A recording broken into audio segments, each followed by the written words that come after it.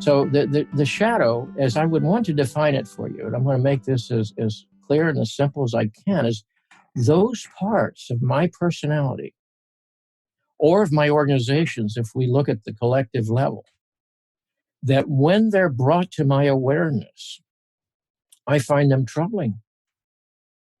As Jung put it once so simply, it's that which I do not wish to be.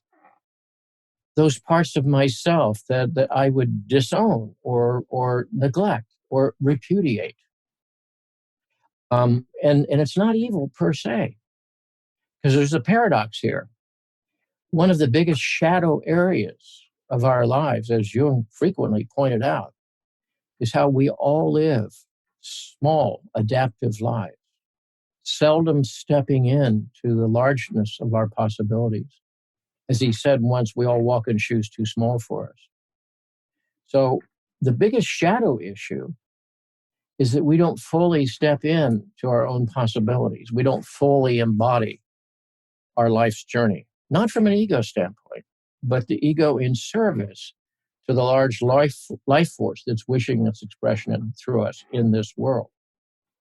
And yet the shadow is problematic because, again, the shadow is always a contradiction to the intentions, desires, agenda of each of us, which is why we tend to sort of push it away.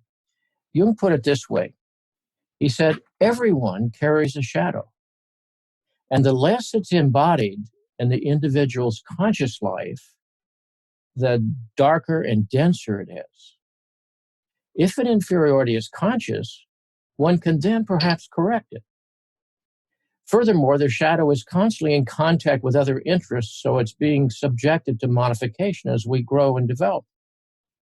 But the more it's repressed and isolated from consciousness and never gets corrected, the more likely it is to burst forth suddenly in a moment of unawareness.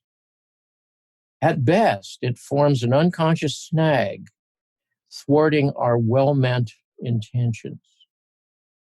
So we all have a shadow because the human ego can only contain so much content at any given moment. It's a kind of miner's light in a large tunnel, as I've often put it. And the ego often convinces itself of an agenda that is comforting to it. I mean well, I do well, I know enough to know enough.